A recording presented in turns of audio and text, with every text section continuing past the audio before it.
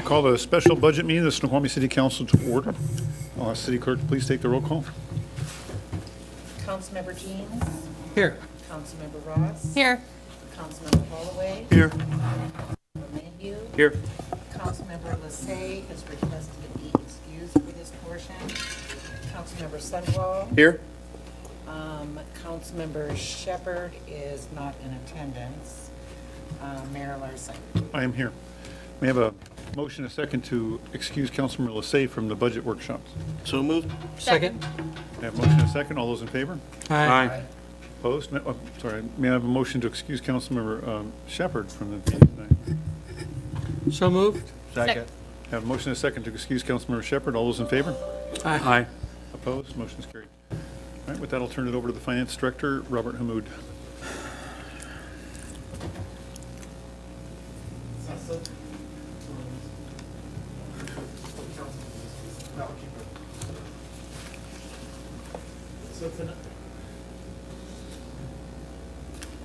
Batteries are not a capital project. That's a ongoing maintenance.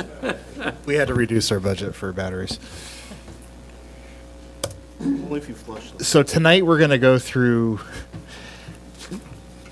some of the public works concerns that were brought up last time. So we've prepared a brief presentation on public works with just a few slides to kind of clarify some of the actions. There's been some changes, minor changes to public works that Dan will discuss this evening.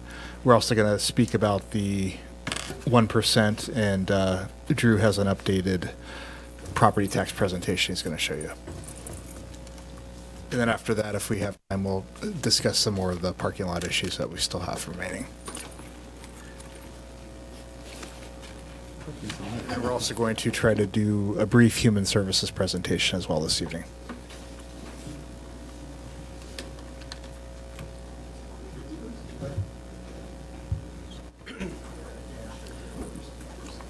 Okay. So I do apologize because Dan Marcinko should have gone first, but I'm going to go first anyway. Tonight, the goal is to provide you guys with some information on the property tax that you'll be voting on for the council meeting tonight, at the council meeting tonight. And essentially what you're going to have is two property actions that you need to take. You could pass the increase ordinance, which would increase the 2018 levy amount by 1%. Or you could actually reduce that 1% to a lower percentage if you want to. In addition, council has to certify regular and excess property taxes to the King County Assessor's Office. Now, these are critical steps that we have to take tonight, primarily because the deadline for us to do so is the last day in November. And we need to make sure that King County could get our property taxes that we intend to levy onto their ordinance that they have to pass as well. Sir, Mayor, point of order. Yes, sir. I'm just concerned, this is an action that's on the agenda for the city council meeting tonight, where one of the council members who's not currently present will be present, and I think would probably benefit from this presentation. So, yeah, that's a good point. Drew, could we possibly take that portion of the presentation and just do it during the, under those ordinances during the regular city council meeting? Would that be a huge issue?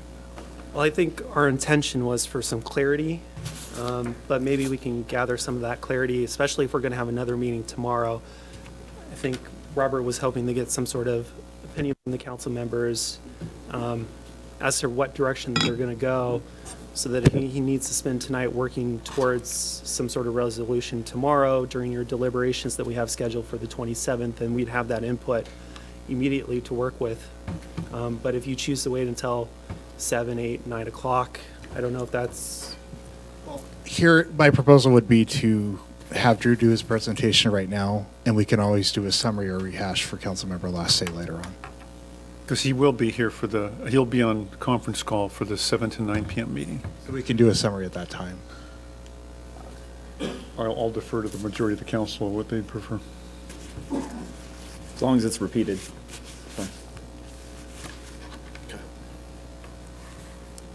If we've got time to do things twice, let's then go for it. All right, continue. Okay. Continue. This is Right. the council member who most often moves to extend past 10. Is the concern just not enough time tonight, or what is the? Well, I think the sooner that we have more information, the better that we're able to prepare for tomorrow. So we're on a time crunch right now because we need to prepare materials for, Oh, so you want to head out after at 6 o'clock or 7 o'clock and prepare materials, what you're saying? yes, for the most part. Yeah, ideally, I see, okay. our request to council ideally would be to get some clarity on this issue going forward. Granted, what we can do is, and again, I know we're missing one council member, but if we want to discuss what the options would be, if you want to take this, just discuss those 2 slides and then come back to the full presentation later, we can do that as well. The options. I think you could do some repeating. You only have like 4 slow slides or 4 or 5 slides on this issue, right? Yeah. On what issue? On the 1%. On the 1%? I mean, all of it to me is critical towards discussing the 1%, but yes, I think we could skip over some of the beginning material. We could go straight into the Drew, property just jump into it. Go ahead. Just tax go. increase section. Just All right. go. We're wasted. You could have went through 3 slides, or 4 slides by the Okay. time you make a decision. So our recommendation to you as staff is essentially to pass the 1% increase ordinance as it's currently written. And the reason why we say that is because it's going to continue to support or supports the level of service currently funded by the residents and businesses of Snoqualmie, helps to keep pace with the general rate of inflation. It can help to address your council goals. Furthermore, it helps to tackle the structural deficit or the sustainability problem between revenues and expenditures. You guys have seen a number of forecast charts that shows the lines crossing. Essentially, there's a break-even point in 2025 where revenues begin to exceed revenues, and those expenditures are growing at a faster rate than revenues. So a portion of this 1%, or the 1%, will go towards making sure that we're sustainable in the future. So our estimated property tax for 2019, what we're estimating right now is about $8.32 million. That's made up of last year's regular levy, plus the 1% increase, plus new construction, and plus an increase in utility value too that's multiplied by last year's levy rate. And essentially this is what we're proposing is a 6.5% increase in property tax from 2018 to 2019. As you guys know, we also have an excess levy. The intent of that excess levy is to fund the annual debt and interest payment on the 2002, and it was refunded in 2016, voted fire station general obligation bond. So basically, the portion of this property tax is paying back that debt service on the construction of that fire station. Drew, just for clarification, because this question did come up last time, just for review for council, the excess levy revenues do not go into the general property tax fund. They're going directly into a debt service fund. So they're not part of any of our forecasts. They're independent.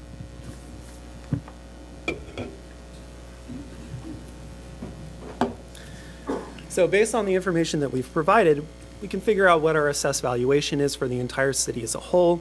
In addition, we can calculate what the regular levy rate as well as the excess levy rate is and come up with a total combined levy rate for the city. So between 2018 and 2019, you can see that our assessed valuation has increased. However, between 2018 and 2019, the assessed levy rate per $1,000 assessed valuation is actually dropping to $2.40. Provided that you certify the 1% levy limit ordinance. So in terms of estimated property taxes for 2019, what does the 1% actually mean for the taxpayer here in Snoqualmie? Well, if you have an assessed valued home of $700,000, you would generally expect to pay $15 for that, for the 1% ordinance. What does the 16% mean? What is the what? I'm not in the next slide. No, but Yeah, there's a big sorry. fat star you made there that we Correct. wanted to draw our attention to. Yeah, right. So that's the difference between the percentage change between 2018 and 2019 assessed in your value. assessed value. Gotcha. Yes, Okay. Which is the biggest factor driving the living rate down? correct. Councilmember Mayhew. Sorry, could you go back to that slide? So I'm just trying to figure out how I do this math. So if I take 2018 column, total levy rate at the bottom, $2.62, right? Correct. And what do I multiply that? If I have a $700,000 home, do I multiply that by 700? Yes, 700 units of 1,000. So an average home would pay, 700,000 would pay $1,834. Does that sound right? Okay, If you use the correct formula, yes. all right, let's try it again. So now for 19, $2.40, 700. So then my question to you is your assessed valuation not increasing between 19 and 18? Careful of that, man. No, I'm just trying to say, I'm way simpler than that. If I own an average house, right now my house is worth 700,000, roughly. Fair? So I'm just saying, so that means last year I would have paid $2.62, actually a little less, because probably assessed a little less than 700,000 last year, but if it was assessed at 700,000, I would have paid 1,800 bucks In city property taxes, in city property taxes, right? and this number here, I'd pay under 1,700 bucks. I think what that's projecting is that the housing market's probably gonna go up, 18 or 8, well, I Right, would your- assume the your housing house market's value going up around. increased. So if you take, Councilman You're not Holloway. saving money. if you, so if you take new development or modifications out of this. So just, Wait, sorry, wait, just, let me- but you're changing my question. Let me just finish my No, I'm question. trying to help you with your question. And at the Point of moment, order, Mayor, who has the floor? I have the floor. I was Actually, just gave it to Councilman Holloway, but Thank you. I'll give it back to you if you want, All right, no. when he's concluded. Continue, Councilman Holloway. Okay, so if you take out new construction and you take out modifications, which are in it, part of that 16%, and you're left with just the city as is, okay? That, the tax applied to that city as is, if you take out the new stuff, is what it is, and will be is what it is in 2017, will be 1% more in 2018 and 1% more in 2019 if you approve all those. That then is divided across whatever your assessed value is. So in essence, if everybody assessed value increases the same, you will pay that 1% more year to year. I think Councilman Mayhew understands that. I suspect he's making a different point, Okay, then which is, I yield the floor back. I'll waive my turn in the round robin. Councilman Mayhew. Yeah, actually, I'm gonna go to Councilman Ross round robin, because she was trying to get in there before Councilman Holloway. So I understand, so if you have the value is 700,000 in 2018, but if it appreciates by maybe 10% in 2019, you're taking your levy rate 262 times 700, but then you're taking your new levy rate by 770, right, times 240. So there could potentially be an increase, even though the levy rate is lower. Correct. That's why levy rates are a terrible thing to look at. They just are. Councilman Mayhew. Okay. I'm trying to ask a question about an average house that right now might be worth $700,000. That's what we're told. It's roughly the average of a house in Snoqualmie. So what I'm trying to figure out is, under this proposal, you're showing here that the levy rate would be $2.40, correct? Correct, for 2019. So I would multiply 700 times $2.40, and I get a number of 1,600. Divided by 1,000, correct? No, he did that. Okay. 700 is 700 units of 1,000. Okay, All right. let me start over. If I have an average house in Snoqualmie, it's worth about $700,000, right? Right. So under what you're showing up here, my $700,000 home, I'm going to take 700 times $2.40, right? I don't agree. I'll come to Councilman Ross in a second. If it's not correct, I don't want to proceed.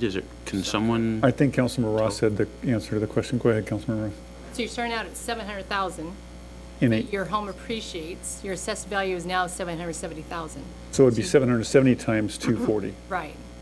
So in other words, Councilman Mayhew, if your house value is 700,000 in 2018. That's not my question, Mayor. It grows to 10%. I wasn't allowed to ask my question, but Please I'd ask be your happy to question. try a fourth time. Ask.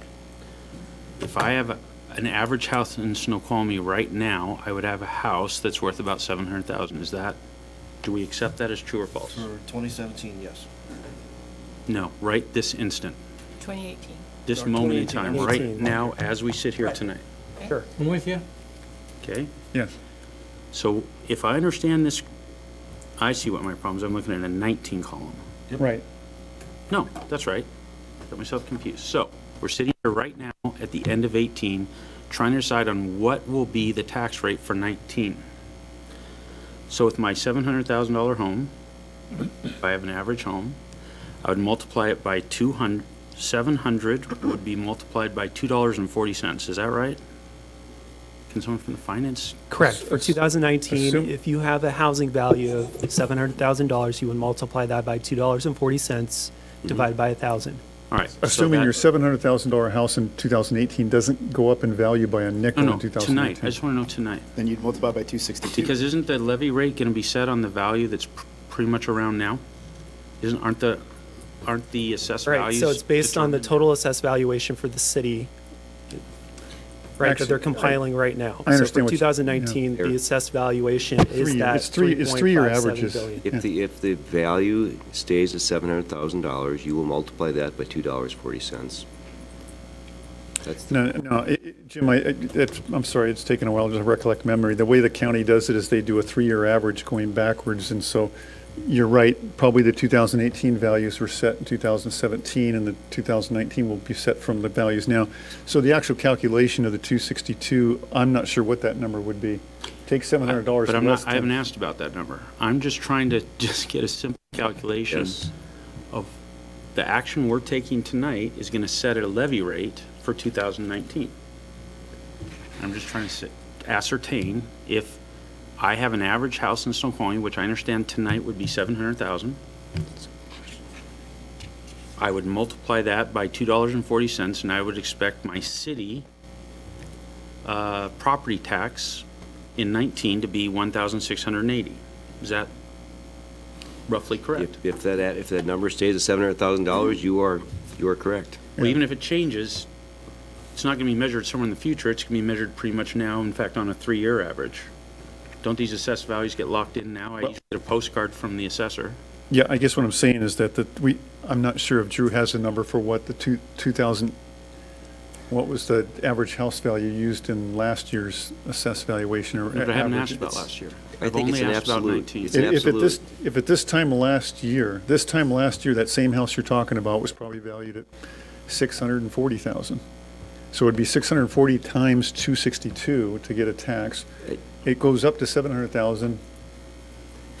I think rather than, I think it's an absolute. If it's $700,000 as of today, and you get that number from the county assessor, you'll be multiplying that rate, that number, that assessed value by $2.40 as we speak. Absolutely correct. That's saying if it stays at $700,000, there's no other issues to talk about. Nothing in the past, nothing in the future. As of today, that will be a correct statement. If the value does not change, yeah. It's irrelevant. It's the value of $700,000. There's a part 2 to your question. Yes, but I can't get to part 2 if I can't establish part 1. I can't establish what your question is.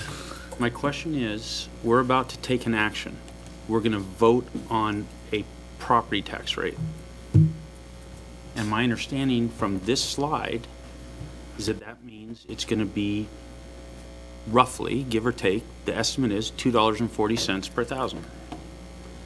And I'm just trying to ascertain if that's the action we're being asked to take, and that's what this slide is explaining to us. Does that mean that I would expect for an average homeowner, that I will pay $1,680 in tax in 19? Is that what I'm voting to do?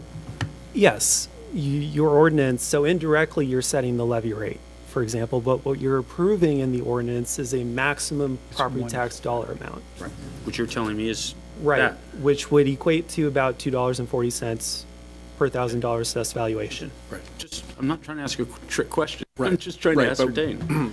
Okay, let him ask But part you 2. don't actually set the levy rate in the ordinance. Yes, but the levy rate I'm going to vote on, I'm being told will No, produce no, $2. the county comes up with a levy rate after we give them new properties. Right. They determine the assessed value. Right, that's why this is confusing. By law, you can levy a specific dollar amount, which can be no more than 1%, excluding certain things, as Councilmember Holloway pointed out, no more than 1% above last year's regular property tax levy.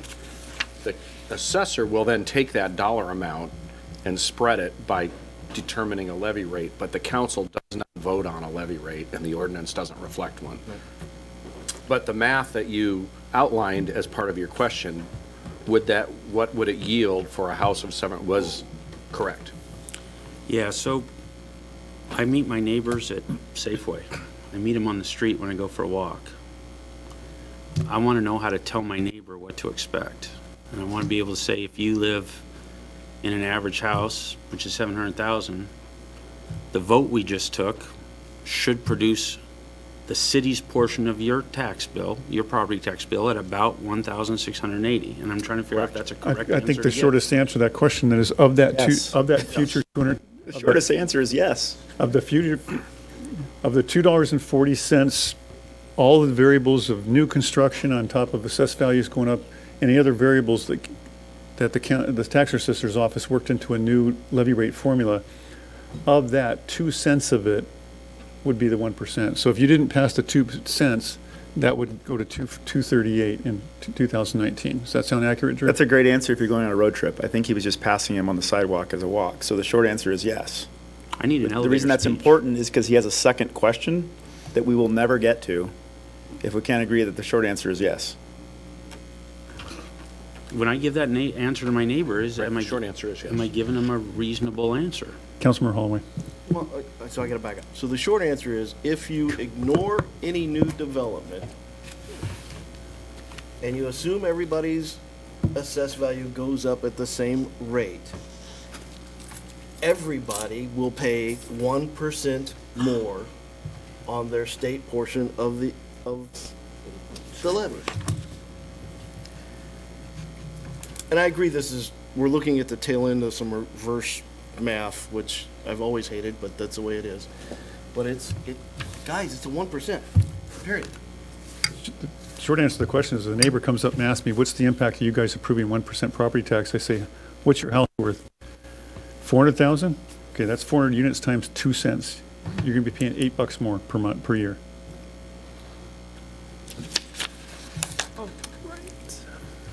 Councilmember Mayhew. If the rate's going up 1%, then why does that say that the rate's going down? The rate's not going up 1%, the dollar amount is going up. I understand, but my neighbor doesn't know what the heck you just said. My neighbor wants to know what he's going to pay. And I've never been able to do that in a 30-second elevator speech. It's approximately 1% But we're more. supposed to vote for it, nevertheless. We vote for complex things all the time. Councilmember Sunwell. So I hate it when the school district does this. This slide is, no offense to you, I think these slides are worthless. Because these slides don't, I understand what's trying to be explained. But when I go to the grocery store, here in Snoqualmie, by the way, not Issaquah, and what I want to be able to explain is, and what I want to know as a consumer, is, so how much more is it going to be this year? Right. And that is a pretty simple question. 2 cents times whatever how many 100? So 400,000. 2 cents times 400. $700,000 house. 2 cents times 700. Right. I can do that math, not much more, but that is to me that's as simple as it gets. This is how much more it is going to be.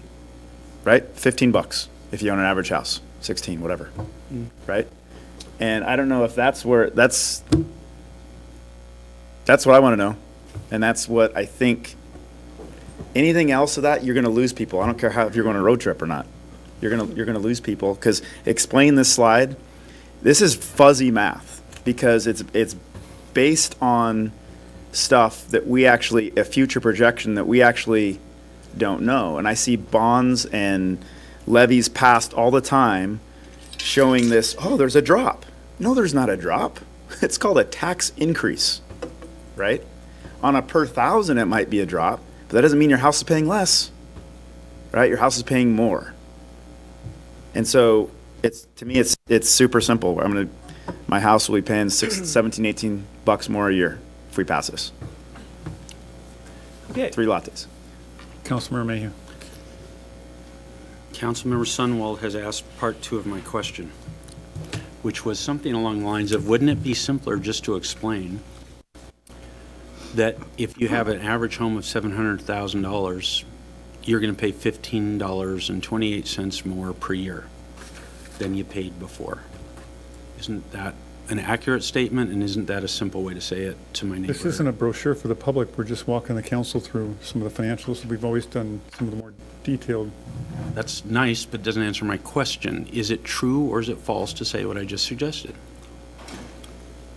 The next slide is. You mean to say this right here? That's what I'm asking. So this is your answer? Well, is it? Is that per year, per month? Per year. Annually, Okay. per year. So on a roughly $1,700 base, you're going to pay, if we pass this, they'll be asked to pay an extra $15 a year. Out of $1,000 or $700. 1%. So that's, I thought it was a simple thing to get to. It wasn't, but that's all I was trying to get to. All right, continue, Drew. All right. Just to mention a few points, we have produced a property tax model. We didn't make it very clear inside of the supplemental report that we've provided that if you and your fellow constituents have any questions, to please feel free to come forward to finance so that we can sit down with your resident and work with them how their property taxes are going to change from year to year. Now, Councilmember Sunwell. Is it possible to put a little calculator up on the website that someone can say, hey? so Chris, do you mind pulling up the folder, please? Is Chris here? Chris.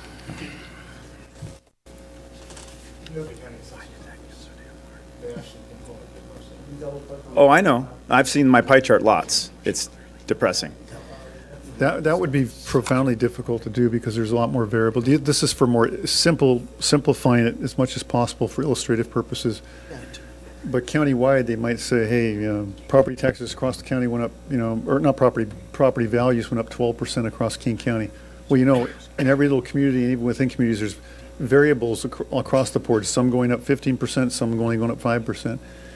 So your property can have a lot of variables that affect your specific rate. If your property goes up north of average, then you could actually see a more significant. This slide 9 is fine. I mean, $400,000 to $800,000 house.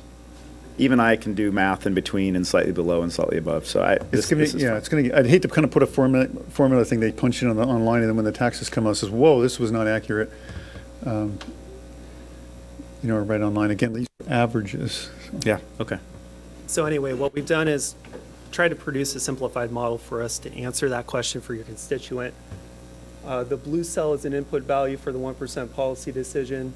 You can click that on yes or no, for example.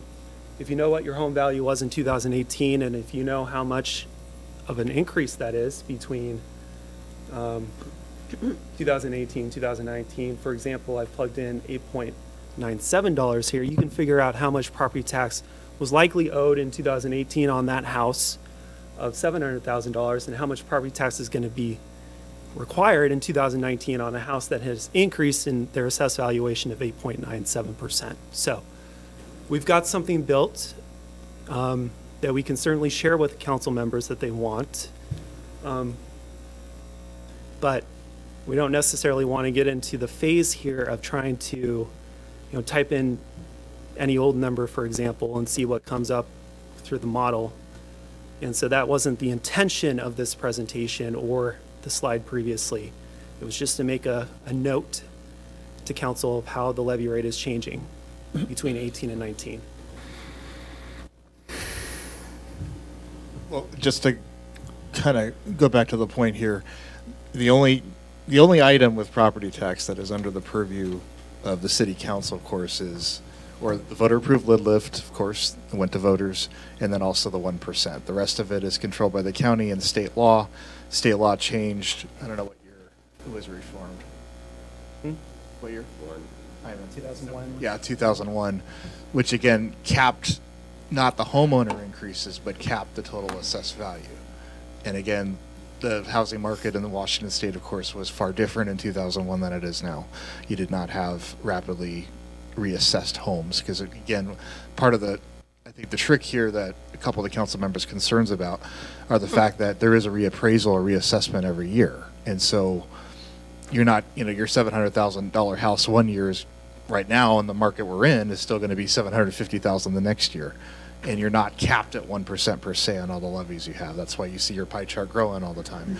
That's the way the nature of the property tax is set up here. And so it does make it a little more difficult, and it makes it a little more convoluted than frankly it probably should be, but that's why it's hard to explain. And the reason why you see a number just north of, 2 cents times 800 is some $16. As Drew noted earlier, it's actually so when you do the math, you have to throw in just north of 2.2%, 2 cents. Councilman Shipment. So for the Muckleshoot tribe, when they don't pay property tax, how does that amount, does that get shifted onto property owners? What was being paid for property tax? Yes, on the current Salish, they are allowed by House Bill 1287 to shift all property taxes from the Salish to all of the property owners in the city of Snoqualmie. So when we maintain, let's say we don't do the increase, and the property values don't increase, let's take away all the variables, and just say the Salish no longer pays their property tax, how much does that impact individual property owners? Sure. Councilmember Holloway. The pill for the Muckleshoot, it is not, microphone. The pill payment in lieu of for the Muckleshoot is not in discussion for this budget. It's a future action that we will have to take, and at that stage, we need to make the decision whether we shift that tax or whether we forego that tax. But that's a future decision, not within scope of this budget. It was in the mayor's note, but it's not within scope of this budget. Councilmember Shepherd's questions is, I think appropriate. She's not talking about the future Salish expansion. I think she's talking about the existing Salish Lodge, clarifying that they have exercised their property tax exemption. That burden shifts to all other property tax owners. So she's just trying to understand what the full impacts are. And if I understand your question, Councilmember Shepherd, you're saying if there was a 1% approval, that would be applied to the value of the Salish property as well. Mm-hmm. And so that incremental 1% would also then be divided back up into all property. In addition to that, though, where the Muckleshoot is paying something in lieu of not paying the property tax. Correct. How is that accounted for in what we are showing as far as property tax revenue? Is it folded into that, or is it a separate bucket?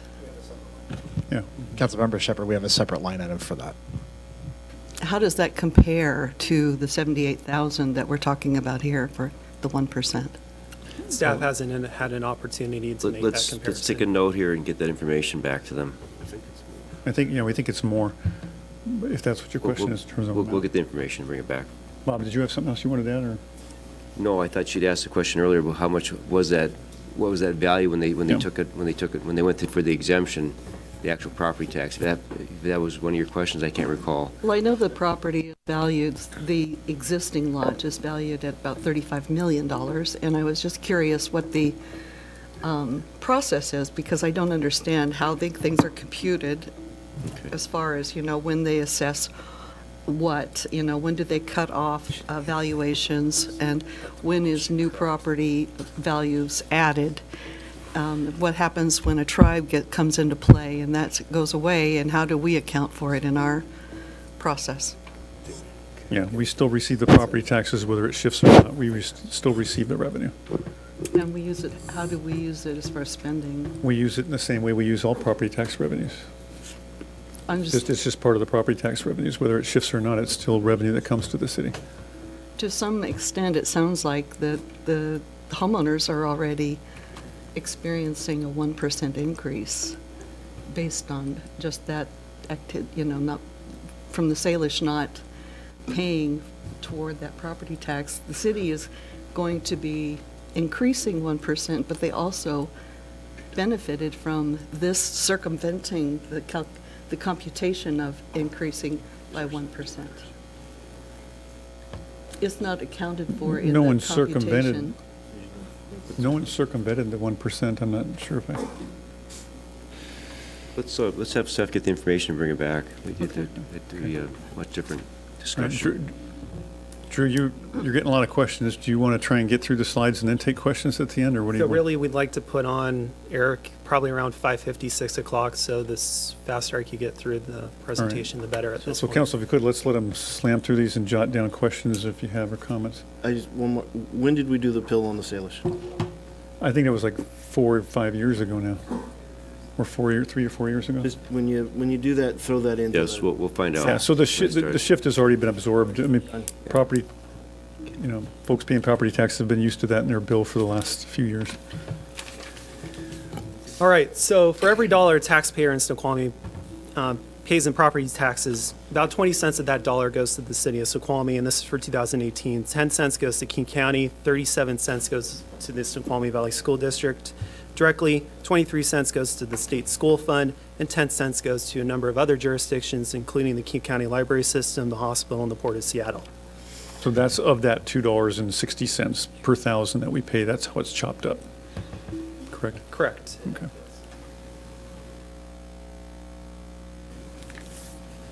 All right, so in terms of our proportion of that 20 cents, where does our 20 cents per dollar go? Well, really, we're using that 20 cents to Sorry, pay. may I ask you a question? Councilmember Mayhew? Can we just go back? Just to be crystal clear on this. So 80% of the property taxes we pay go to entities other than the city of Snoqualmie. Correct. Thank you. All right, so for that 20 cents of the dollar that a taxpayer is paying in property taxes, we're using 6 cents basically to pay for our police services, 4 cents to pay for our fire services, 4 cents to pay for administrative services that are used to support police, fire, parks, utilities, 3 cents in order to maintain our parks, and 3 cents in order to support the planning activities of the city. So we're going to get into the property tax increases from 2015 to 2018. In order to do so, we're going to use the mayor as an example here. Now, everyone's been experiencing a property tax increase basically from 2015 up till present, and the mayor is just a case study in this so far. So the mayor has experienced a 7.7% average annual increase in his assessed valuation between 2015 and 2018. However, the property taxes that he owes have actually increased at a greater percentage, 11% annually between 2015 and 2018. So between 2015 and 2018, the mayor alone is paying $2,030 more in property taxes now than when he did back in 2015 Poor guy. My wife helps too. What was the bill? on property taxes, including all jurisdictions. Yeah, all jurisdictions. Councilor Hill? Right. Yeah. So I'm looking for the percentage from 2015 to 2018. What was the overall percentage increase in his property taxes? So- What did he pay in 2015? What did he pay in 2018? Sorry, Matt. It's right there. No, it says he paid $2,030 more. What was the base in 2015 that is added to? Is that 3 or 4 years? Just do 11% times how many years that is. Is it 3 years or 4 years? 3 years, Then it's 33%. 33%. No, it's not simple It- interest, it's a compound interest. It says an average increased annually. All right, so you The just average. multiply it. No, I think it's still compound, but go ahead. It's a big increase, Brian. I mean, that's the point. The whole point is there've been some significant increases. I think my taxes now this year were $7,600, and so knock 2,000 off of that, it's about 556. Went from 56 to 76. Councilmember Mayhew. Why is the increase in the assessed valuation relevant to this discussion? Good job.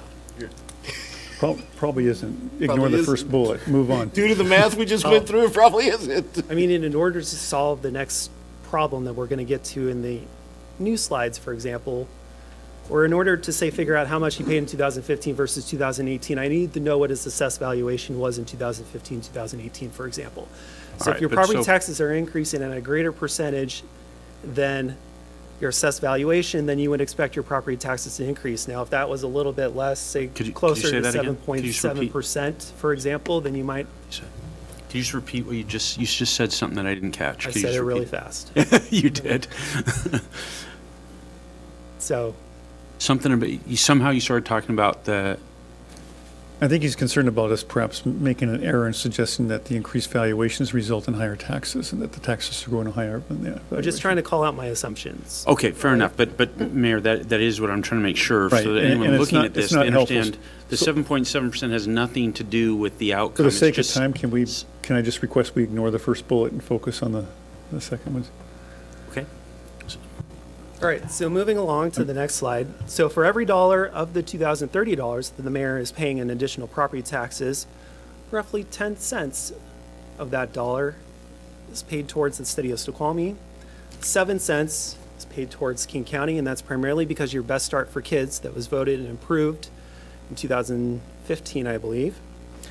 50 cents of that additional property tax dollar is going to the Snoqualmie Valley School District, primarily for the high school bond. 32 cents is going to the state school fund, that's primarily the McCleary decision, and 1 cent is going to other jurisdictions. Now, as a proportion of that 10 cents that you're paying additionally to the city of Snoqualmie between 2015 and 2018, a full 6% is related to the levy lid lift that was passed in 2016, starting in 2017. 2 cents are related to other variables, including the mayor's proportion of the total assessed valuation. So there's some brief fluctuations there. And then finally, the other 2 cents that you see there is related to your guys' 1% or council members' 1% policy decision from 2015 through 2018. This goes to Councilor Sunwall's comments at the last meeting about keeping in kind of right proportion or relation, how much of these increases have been due to these other jurisdictions versus what the impact of the 1% that we're talking about here. So it's fairly in relation to, yes, there's been significant tax increases, but it by no means has the city been a cause of that or causes of those impacts. And I think Councilmember Sunwall, you kind of made the point that we got to be careful not to, lose get our eye off the ball and kind of focusing on our needs as a city and keeping our fiscal ship in order by making too much of the increases, and so that somehow that's focused on us, or that we're at the core of that, a piece of the problem. All right, so the city of Snoqualmie is responsible for roughly 200. Councilmember Mayhew. Can we go back to that slide? So I remember a citizen comment from our last budget discussion. And the comment was, my property taxes have been going up so much. All these other entities are putting all this property tax increase on me. You, City of Snoqualmie, can you fix that for me? Why don't you do something to make up for that? And I think this speaks to that question, and it says the most we could possibly do is 2 cents. Or not even two, that's actually the accumulation of a few years there, so it'd be, So oh, I'm sorry, we 2 can't cents. make up Yes. for what King County's doing. We can't make up, we're just too small a piece. And in fact, the piece that we have any control over is such a tiny sliver, we can't make any meaningful impact on lowering the tax increases by somehow disadvantaging the city, not taking a city increase. But we can't, this impact is 98 cents of the dollar. Is complete, we can't do anything to help them. Is that right? Yeah, I think that's accurate. Okay.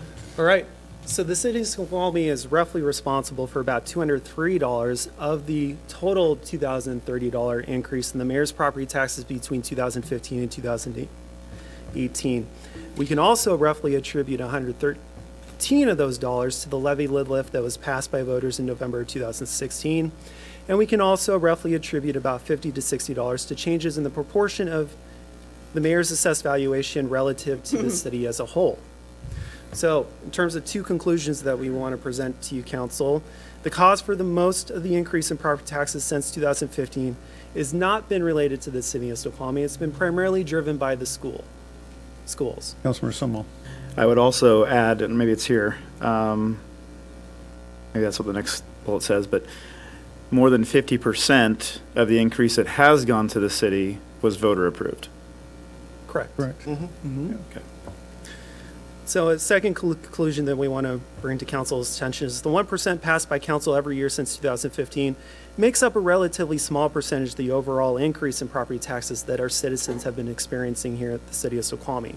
For the mayor, we can attribute approximately $13.50 annually to the 1% property tax increase. Councilmember Summel. When is the $113 because of the levy lid lift? When does that retire? When are we done with that? There's no sunset on that. It's kind of an adjustment you're going to be, the city will always be facing having to make some Okay. sort of an adjustment. So we can make 1% without anybody's Right. input. We can, if we want to go after more than that, then we have to go to the voters. Is it 50% or 60? 50 for a levy, right? Yeah, 50% So this is approval. the levy lid lift has nothing to do with the police and fire levy that we went after. It's That exactly was that. the, Yeah. right, that's tied to the, It's basically it lifts your base, the amount of taxes you collect every year. It just lifts the base permanently, and then that becomes your new base, that 1%. So the reason we gave, it could have been build a really cool park. Yeah. But the reason we gave was we need help in police and fire. In that case, That yeah. was the reason for the list. Right. Okay. so one of the Councilmember Ross. But there is a levy that's going to sunset in a couple of years, right, to pay off the fire department? So that would be the excess levy, and it's going to cease in 2022. That's a capital levy that required and capital levies they have nothing to do with your levy rates or your general property taxes.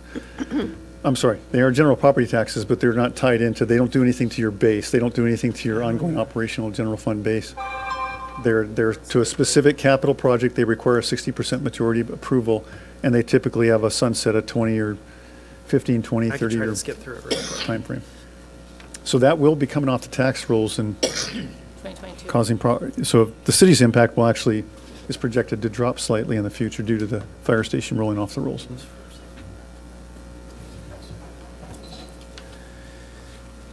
Okay, so I think we're going to skip ahead through the next portion through the structural deficit conversation, but it is a really critical argument that eventually we can make to you, City Council. We're going to go back to the recommendation section. So once again, our recommendation to council is to pass the 1% property tax increase. And the reason for that is because it's going to support the level of service that we currently fund here at the city of Snoqualmie. It's going to help to keep pace with the rates of inflation. You guys have approved couple What service collective bargaining What service agreements. are you going to cut if we don't do the 1%? So we're going to present that very, very soon. Okay? As in the next slide. All right. And the piece we just skipped over, we can bring those slides back during the council meeting of the ordinance and go through those. So furthermore, it helps to address a number of council goals and really helps to tackle the structural deficit between revenues and expenditures. So onward to this slide right here. If you were to not take the 1%, we've got a number of options here for reducing our funding. Keep in mind that we're trying to pair this 1% property tax as a sustainable revenue source. It's ongoing, and so we need to make sure that we prepare, or, sorry, I would say match that ongoing and sustainable revenue source with an ongoing expenditure as well. So what we've listed here and what Robert did was list out a number of ongoing expenditures that we would then cut to match. Go ahead. Oh, come on, guys. If we don't take the 1% this year, which is $78,000, you're telling me you're going to cut these? A 1 year, that's what's on the table. No, it's not a one-year cut. You're cutting it into In perpetuity. These are, perpetuity. You take the 78,000, but then you can pick up the 1% again next year. You can do that You're next gonna- fall? So Pete, if everything from there on annually is $78,000 less, that's $390,000 annually. well, we can't assume that council's going to come back and pass it next year, because next year is not, technically, it's not a biennial budget year anyway, and you'd have to pass both the 1% for next year and the banked 1%. And there could be a new council in the future. You can't guarantee that you're going to come back and actually get this passed. So we have to, from an analytical perspective. Rob, that's a falsehood on its basis. You have assumed a 1% in 2020 in the budget. Correct. So you made that assumption. Correct. Don't say that you can't make that assumption. You already made that assumption. Correct. we're building the budget based on that assumption, So if correct? that upsets you, why would it upset you that we'd assume not to take the 1% for a couple of years, 2, 3, 4, 5, or 10 years? Why is that? Because what's on the table tonight is for 2019 only. And for 2019 only, it means that that 1%, that 78,000 is gone for 2020, 21, 22, 23, into the future, unless the council takes the bank capacity. And I would imagine, Councilmember Holloway, you could just get just as upset with us, presuming in 2020 that we're going to assume a 2% increase in 2020. No. I mean, are you asking me to assume a 2% increase in 2020 then?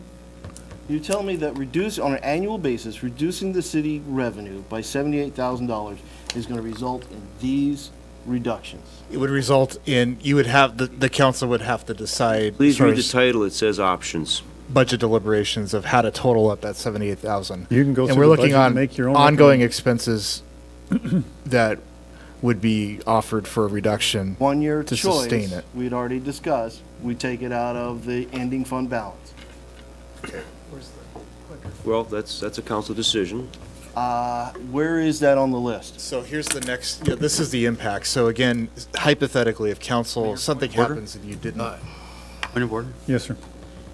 Are we going to, we appear to have abandoned Robert's Rules of Order for this meeting. Are we going to follow them, or are we just going to have a free-for-all? What's your point of order? Can we follow Robert's Rules of Order? Could you have it in front of you? I know there's something you have in mind. Can you tell me what the point of order is? You don't want me to read these particular words? I don't want to read these particular words. Easy, I yield the floor if I ever. All right, Councilmember Sunwall, did you have your hand up? I can't remember what I was going to say. Oh, I was going to, yeah, I do. I understand that permanently foregoing the 1% now, assuming we drop it now and just maybe picked up next year with 1% and start going again, but not ask for the 2%. That 1% is gone in this case for perpetuity, forever. Unless we would have to, it's kind of like going for if you miss the extra point, you can either go for 2 next time, or you lose that point forever and you just kick it 1 points the whole way, right? So we would lose, unless we went for 2% at some point down the road, next year, the year after, whatever, we would forever lose that 78,000 in perpetuity, correct? Yes, so for So example. what you're at, so the total amounts here, they don't really add up to 390. So are these, the fire training ongoing increase, for example, is that 10,000 a year, or is that the 10,000 over the 5 years? No, so it's 78,000 per year is what we're trying to get to. Okay. So it's an ongoing revenue. So for example, we wouldn't take all those. That's a menu of things you no, could. you would take a Okay, total of gotcha. 78,000. But since we're doing a biennial budget, this is where it becomes a little bit tricky, because we're doing a biennial budget, not an annual budget. We have to look at the 2-year impact of this, because next year is not technically a budget year. And if the council does not approve it in 1%, for example, the city of Issaquah went 3-4, Councilmember Shepard probably, 4 years without, with banking their 1%. And that was during the recession. When they came out of it, they decided to pass the 1% each year, but they never took that banked 1%, so they never went back. So we would assume, looking at some other cities that have been in this position where they have not taken the 1%, we can't guarantee that the future council will take the 1%. So we have to show, we build the budget with the 1% in there, because historically that's what the city has done. So that's why we built our estimates and our budget based on taking that 1% each year. But this would be ongoing options, meaning we have to total 78,000 per year. And of course, because we're doing a biennial budget, we have to look at the 2-year budget. And so that's why a lot of the one-time items would not qualify if we were, because we're trying to pass a 2-year budget. Because, for example, some of these items would dig into fund balance, and if that's what the council decides to do, you could do that option. Okay. A quick follow-up from Councilmember Sunwell, then Councilmember Jeans, and Councilmember Mayhew. So on the 78 then, so rounding to exclude the problem with compounding money. If, let's say, we said 0 this year, and for some crazy idea we thought it'd be okay to do 2% next year, then we would essentially still be on track within the biennial budget. Correct. Okay. Councilmember Jeans. So I'm looking at this list of possible cuts, and I think of it as almost cherry picking to the extent that you have selected things to cut that I don't think the citizens would like, and I don't think the council would like. Now, maybe there's a couple items on there that I would agree that, yeah, let's cut there to make up the difference. But I would suggest that there are other things to make government costs less, $80,000 less during this next year. And if you were to use this list of cuts, I think that we would hear from the silent majority. I'm concerned that citizens think that we're doing government financial management right, but when they see these kinds of cuts, when they see the impact of something that we've done, that would make them more vocal, which I would hope that they would be during the next year, to help us recognize that we need to pass 1%, if not even the catch-up 1%. So I don't think I would, these would be the ones that I'd pick.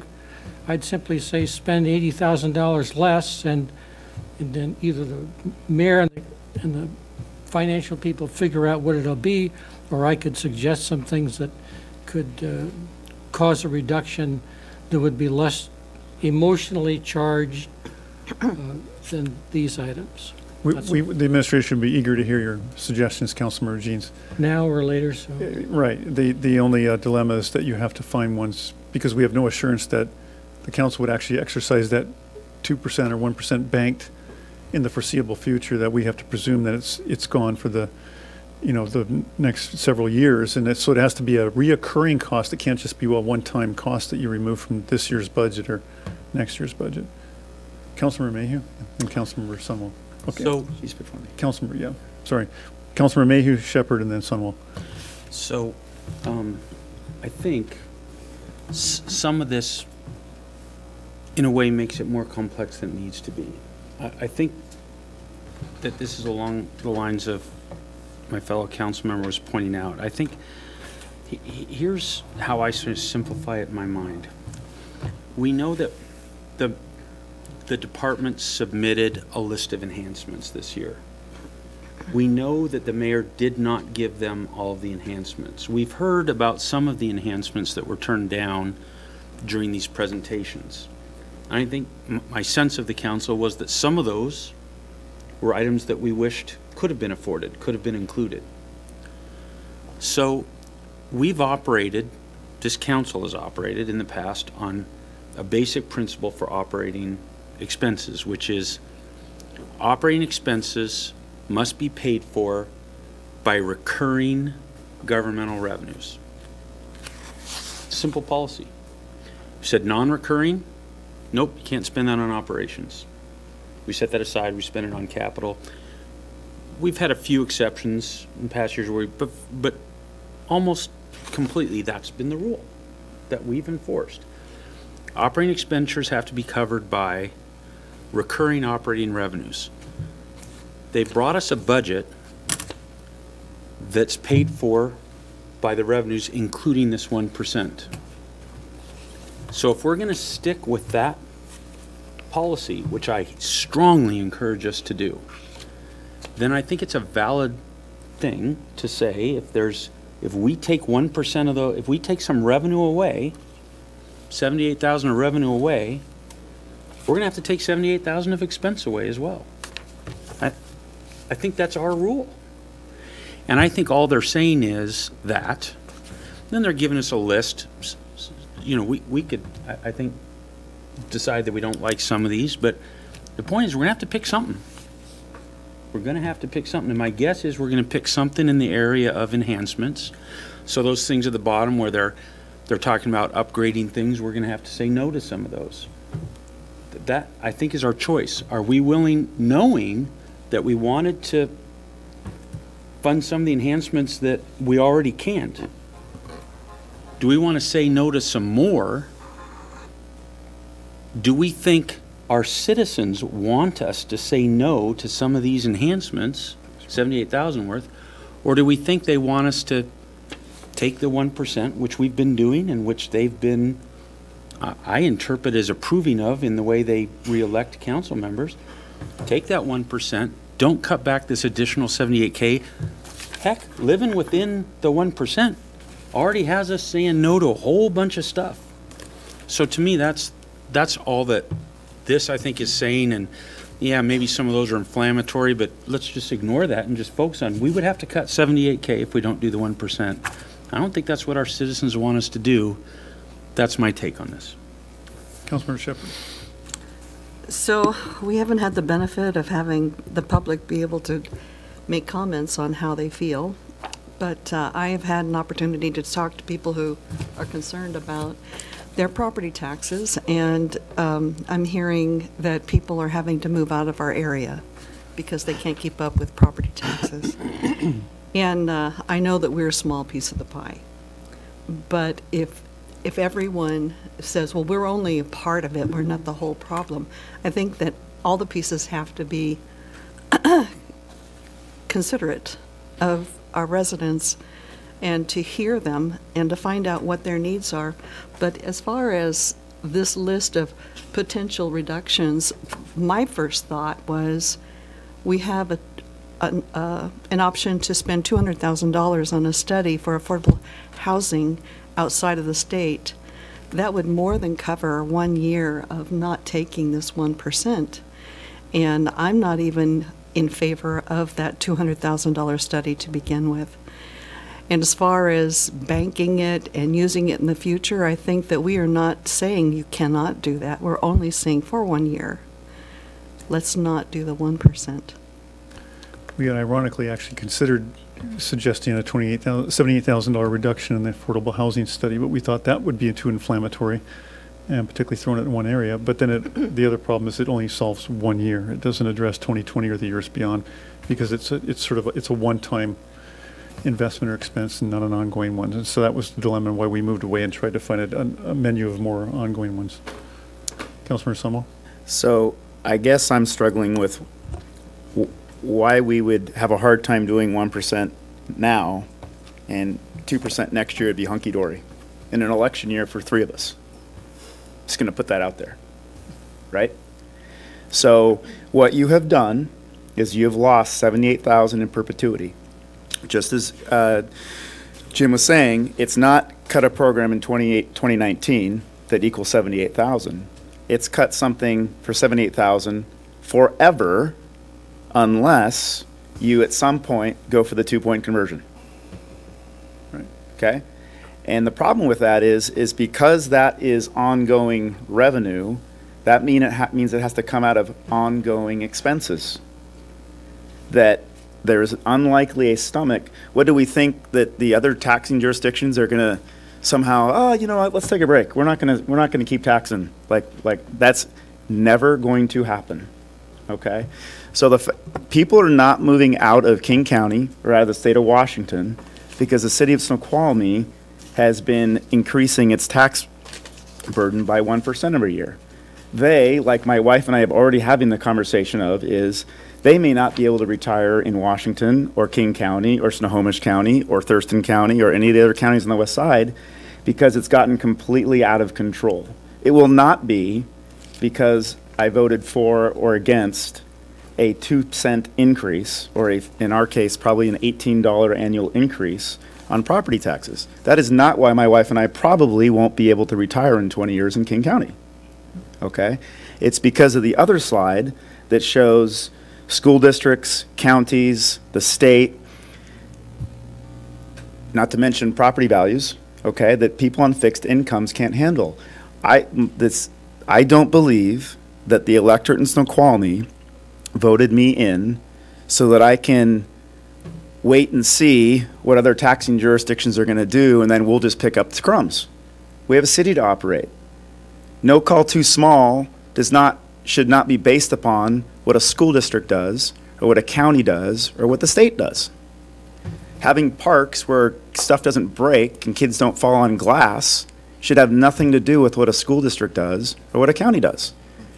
We have a city to responsibly operate, okay? And by the way, costs straight across the board, period, end of story, with everything being the same, will go up 3% a year. because that's the cost of doing business, right? And if we forego 1%, okay, that's $78,000 in perpetuity for 5 years, 10 years, 50 years that we will have to make up elsewhere. So unless you're proposing raising local sales taxes or some other method, okay, or you're eventually this just increases the quickness with which we need to have a levy lid lift. So who wants to go sell that? Robert, can you back up one slide to the, oh, one more, to the other dollar bill? One more, sorry. Right there. So just for your elevator speeches, it occurs to me to the council when someone asks, hey, you increased my property taxes by 1%. I mean, the accurate answer is no, we did not increase your property taxes, that whole dollar bill, by 1%. We're only 1/5 of that. So the 1%, if you voted to increase that, actually represents a 0.2% increase of the overall tax, property tax bill. Yes, 1% of the city's share, but only 0.2% of the whole. Does that make sense? So just to put that, make sure that's in the correct perspective with conversations out there. Councilmember Holloway and then Councilmember Ross. So it's an interesting conversation, and we need to take into consideration, guys, 5 years ago, I think the campaign speech was, I got a $7 million hole coming. 1 year ago, it was, I got a $1 million hole coming. Now we're seeing, I've got 5 years before I've got an inkling of an issue. And in all of those years, we took the 1%. Property tax has a structural deficit, but that 1% will not fix it, is insufficient to fix it, and this council and councils prior have done things so that you've done a 50%, or we did in 2014, a 50% increase in utility tax. You're increasing utility rates in double digits now, which will increase that tax. You've done economic development, which has really filled in that $1 million hole we thought we were going to have at the end of this year. So looking at property levy tax in isolation and saying just changes in that area cause we're going to have to do these, I'm sorry guys, are scare tactics. I need to see it in the total context, and I tell you the truth, those other portions of the pie which we've appropriately made larger, because property tax does, if you're stuck with it as your sole source, does have a structural deficit. We've intentionally changed the pie portions, and we can deal with it. We have not hit the $5 million hole that was 5 years ago. We've not hit the $1 million hole that was a year ago. It's now pushed out to 5 years. If I can't remember the chart, 5 or whatever years. Okay?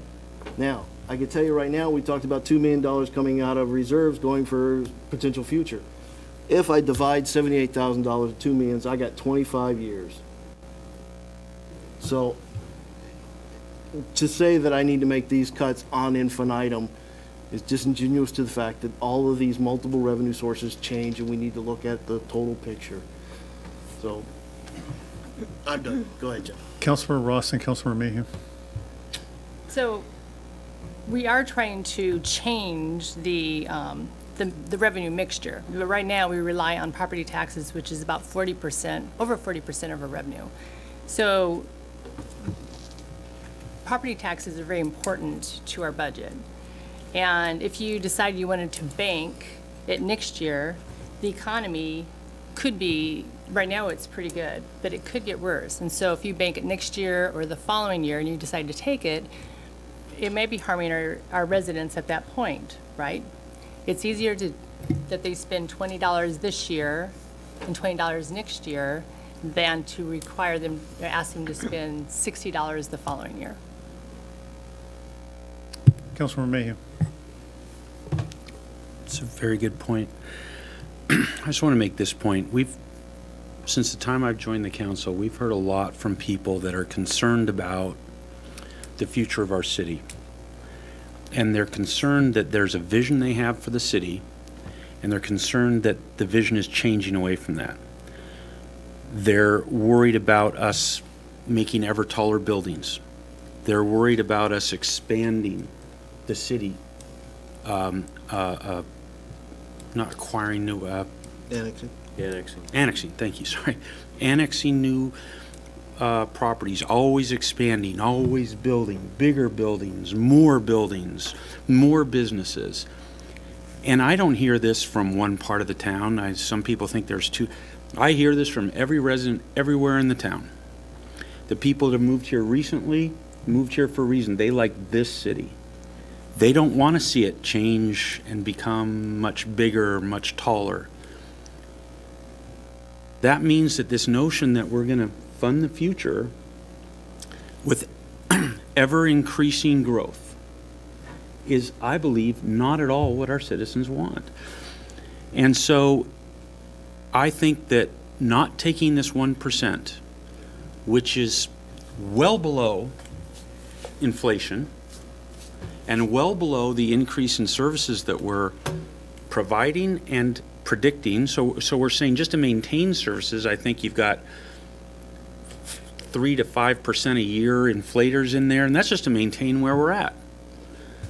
By the way, if you grow and grow, you're going to have to add more services. So it's not a freebie for the revenue, but in any event, if the city we want is a city that is no longer a city of endless growth, then we have to fund it from our existing revenue sources. That means we have to take the 1% we're allowed to take. We have to look to existing revenue sources, not force ourselves to look for ever chasing growth to pay for the city. So I think that's a really fundamental reason that I think we need to take the 1%. Councilmember Holloway, and then I'm going to turn it back to the staff to finish the presentation, because I think we need to move on to some other. Take some this is where I will not go to Issaquah. I moved out of Issaquah because it was on the growth to survive.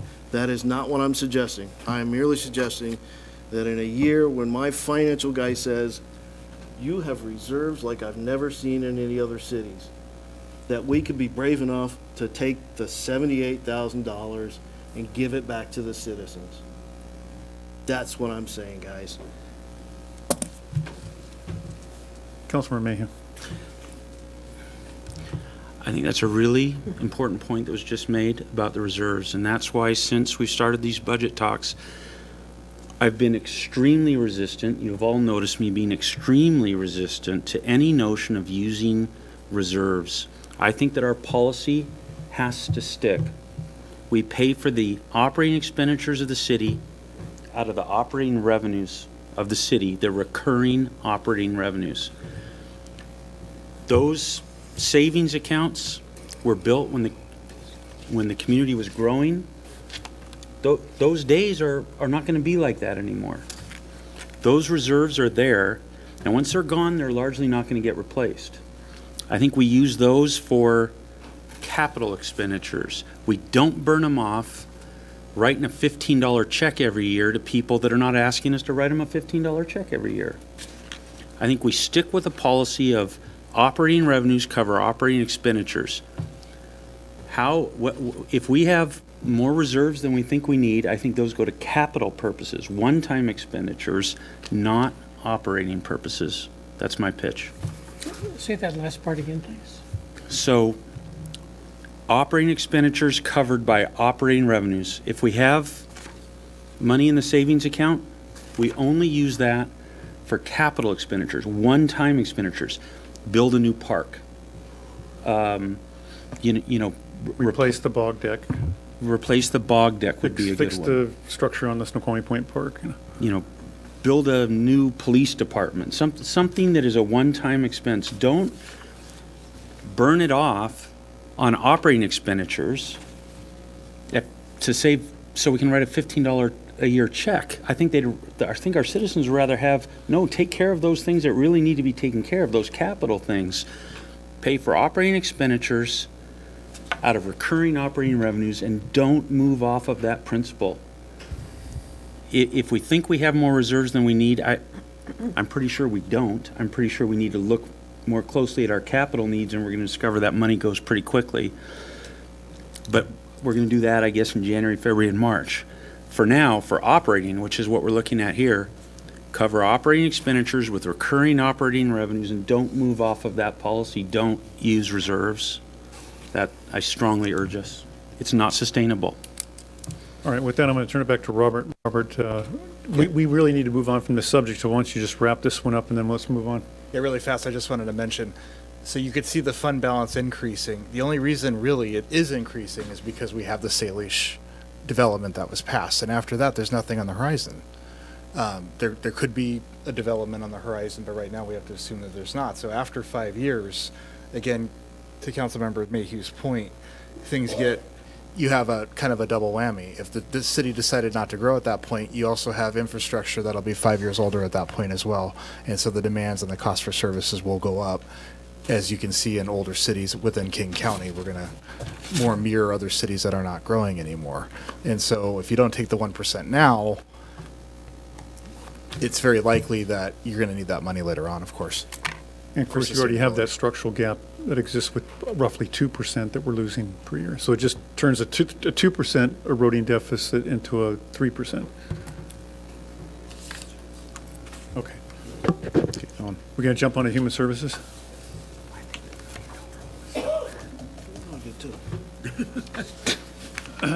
Who's giving the presentation, Eric? Eric, do you want to get through the presentation before questions, or do you want people interrupting you throughout the entire presentation? I'll be very brief. I'll give the presentation first. Okay, that's not the question I asked, but... Yes.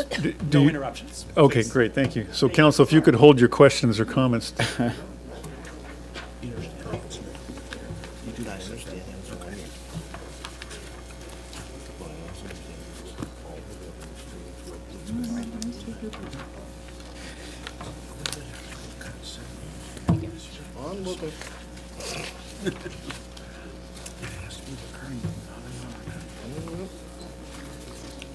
Thanks. Glad to see you got your email. Yeah. Can you do $25,000 a year less? Thank you, sir. Thank you. Hi. Thanks. Thank you.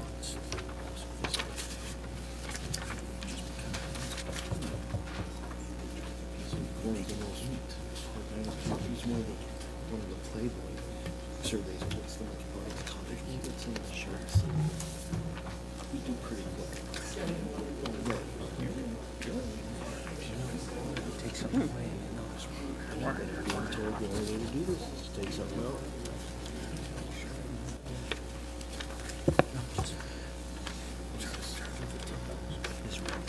This human services. Hi, good evening. Eric Kaltenbacher, Management Analyst. I'm here tonight with Deborah Vigil and also two members of our Human Services Advisory Committee, Carol Peterson and Ann Laughlin. And very briefly, I'd like to share with you our process to how we got to this recommendation.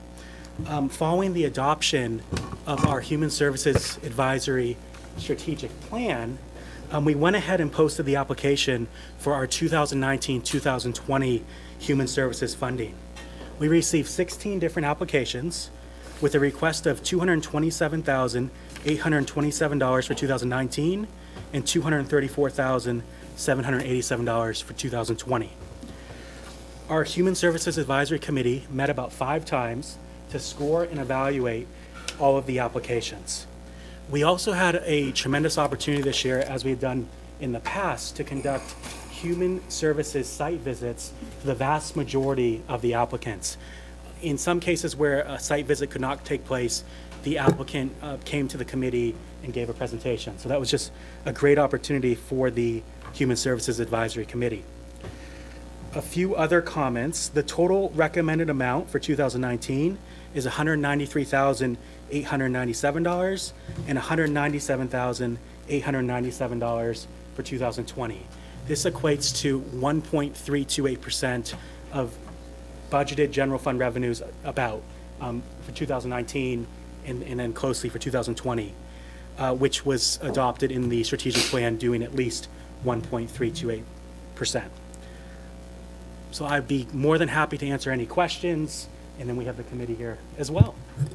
Councilmember Mayhew and Councilmember Sunol. So first, I'd just like to tell my fellow council members I was the council liaison to this committee, and we owe the city owes an incredible thanks to the members of this committee, the amount of hours that they put in.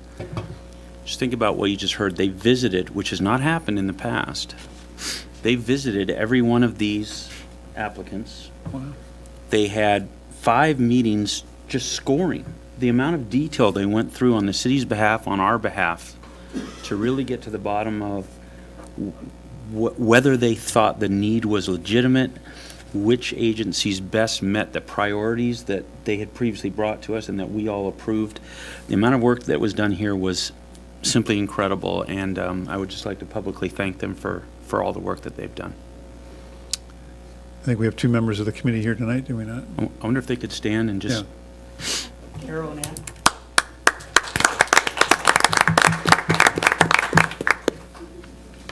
Thank you both. Councilmember Sunwell. So I sit in the LTAC committee, and I'm trying to understand if this is the same. So do we, so I don't see a recommendation on which ones to approve. I see like in 2018, there was the requested and then the adopted. Sure. So you're recommending, okay, so 2019 is what's recommended. Okay. Right. So in LTAC, the LTAC committee makes a recommendation, and we as council, then we have to accept it. There's no line item veto. So we basically have to accept all of it or reject all of it. Is that how this works here, or can we say? No, you're free to move it around. Council has the authority to move around. They were only an advisory committee in this case. Human Services was a committee. It's not one required by state law. It's something we did internally, right? I formed several years ago. Councilmember Mayhew? And just to be clear, the funding for this comes out of our general fund. So there's no dedicated funding source. So the amount that we commit to this is our choice. It's just part of the budget process. That amount we commit to this, as well as accepting or changing the recommendation, is all within our purview. Councilmember Ross? I like that you've made recommendations for 2 years, so it reduces the amount of work that the committee has to do, but it also allows the individual organizations to plan for the revenues. So, and I think in the future you mentioned that you might be doing the, like the pool, is that Yes, correct? yes. I was looking at her, I'm sorry. I don't mean to interrupt you, I apologize. No, no, I'm sorry. For Right. 2021, 2022, it's our plan to go back and look at the Human Services Funding Collaborative, which is also on a Right. 2-year cycle for the future, as a possibility. Councilmember Sunwell. Oh, Councilmember Jeans, then Sunwell. So I was observing, Eric, that of all of the recommendations for 19 and 20, only one deviates. It's the Snoqualmie Valley Food Bank, that is 40,000 one year and 44,000 the other year. Would you comment on why this was the only one that got that treatment? Sure. In many of the cases, the different applicants requested the same amounts for 19 and 20. There were a few cases where that wasn't the case, as it was with the food bank, where they requested 40,000 for 19 and 44,000 for 2020. The committee unanimously scored the food bank, I believe, perfectly, and wanted to allocate the full request for the food bank for those years. Councilmember Sunwell.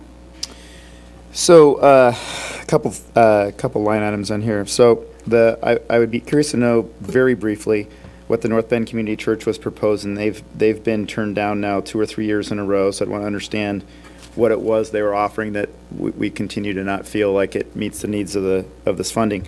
And the second question I have is sort of the inverse. So the Trail Youth has been asked for money in 2018 and was given 0. And we've now, although much less than they've asked for, we have said over the next 2 years that we would like to, just maybe a couple sentences on why that thought has changed. Definitely. So as for the North Bend Community Church, in the scoring, what it came down to, they scored the lowest in their category. We had 4 different funding priorities. And on top of that, service duplication and serving Snoqualmie residents was scored very low by the committee for their application. And even though really all of these applicants were incredible. The committee felt the dollars would be best spent on some of the other applicants in that category, in that funding priority. As for the Trail Youth, this year the scoring came in much higher. We do have a summary of the Trail Youth's proposal in your packet here. I believe it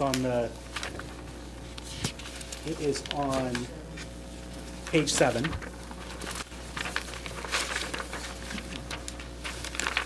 And this was one of our site visits as well, that the Human Services Advisory Committee had the opportunity to go and visit this organization. We visited their coffee shop, mentoring to teens here in the Snoqualmie Valley. The committee was very impressed with their application, but also they're a newer organization and they're one more year established this year too, which I think really made a difference in the committee's scoring. Even though they did request a total of $30,000 for the 2 years, the committee felt $5,000 for each year was appropriate in their recommendation. So back to just to follow up, back to one of the reasons for turning down the North Bend Community Church, I believe you stated was it seems like their service to Snoqualmie directly versus North Bend, I presume, was wanting. Since the Trail Youth was turned down in 2018, I guess you could say they've further established their physical presence in North Bend with the coffee shop, which is just a fantastic thing that they're doing. I think it's great. So did that sway into your decision, or am I having a very limited view of what Trail Youth does? If I could add one more thing, I think it came down to the funding priorities as well. The Trail Youth was in our supporting and preparing youth for success funding priority, and the committee strongly felt that they wanted to increase upon the 30% guideline for that category. Whereas in the case of the North Bend Community Church, the committee had already, there were numerous organizations, the Food Bank, Society of St. Vincent de Paul, Eastside Baby Corner, Snoqualmie Valley Shelter Services, and service duplication when looking at, and again, not to minimize North Bend Community Church in any way, it's just, as I say this, it's just, when they looked at service duplication and what some of these other organizations could offer and how they were delivering these resources, the committee felt that that was the best way to go. So we're confident that the Trail Youth organization is putting forth a strong effort to affect Snoqualmie-specific kids as well as North Bend kids? Absolutely. Okay. And yes. Good. All right. Thank you. Council, if there's any other pressing questions on this, we have a big presentation to still get to with Dan in the utility department. So can we wrap up with maybe Jim Mayhew's question here and get Dan on deck? Okay. I just want to call council's attention to one thing, which is if you look at the totals, the total for 2019 that was requested is $227,000, just over, well, almost $228,000. If we take out the one entity for which they recommended zero, let's call that $225,000 was the total request. $225,000. If we look at the recommendation, it's for about $194,000 of funding. And the thing I want to make sure we all know is that is because we had previously provided a percentage guideline, and so they sought to stay within that guideline. So that's how they've come up with 194. The difference is about 30,000. And my own personal view is I would really like to see us meet the full need. I would rather see us put another 30,000 into this and meet the need. These organizations, when they were visited by the committee, I didn't go on those. I wasn't a member of the committee. I was just the liaison. But my understanding is the work that these organizations are doing for Snoqualmie residents is absolutely fantastic. The need is absolutely there. And for another 30,000, I think we could meet that need, or at least the requested need. And as things are now in the economy, I think if not now, when? It seems like now is the time. I would really encourage us to think about allocating an additional 30,000 into this budget above what the committee was recommending. Councilman Ross, did you have a quick 30-second comment or question? I think Yeah, to his point, this is a nice comprehensive list of all the organizations in the valley that provide services in a variety of ages and critical services to Snoqualmie residents. So I overall think this is a great list, and you guys did a nice job. Thank you. All right, with that, thank you, Eric. Carol, I'm sorry, was there a question you ended up with, Catherine? I was paying. No, I thought Bob was next, but. Oh, Bob, did you have another comment or question? Or? No. All right.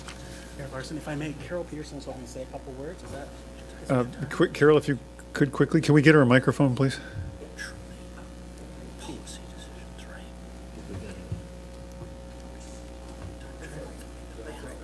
She's good. I just wanted to kind of reinforce what Jim Mayhew just said. I went on 11 of the 12 site visits. In fact, 2 of my did secret site visits. They didn't know who I was. And I've been here longer than I suspect any of you by far. And I thought I knew the Valley very well. I started 4 of those organizations that are on the list. And with other help, of course. I mean, I didn't start. And I just want to say what Jim had to say. We struggled with $30,000. Who are we going to cut? On the way here, 2 people waiting for the shelter to open out in the rain waiting. I could not believe the amount of need in the Valley, but in Snoqualmie, that I never realized. And I get around and know a lot of people. And I just want to say, if that's possible, 200,000 is what we were really shooting for, but an extra 30,000 would do so much. Some of you maybe, some of us, maybe don't see these needs personally, but boy, when you go on the site visit and start meeting the people, especially when they don't know who you are and where you come from, it's amazing. So I just encourage you to do the best you can. Thanks. Thank you, Carol. I also concur. I meet with these organizations often and concur. Good partners in the Valley. All right, sorry, folks, but we'll need to keep moving on. So, Dan, if you could queue up.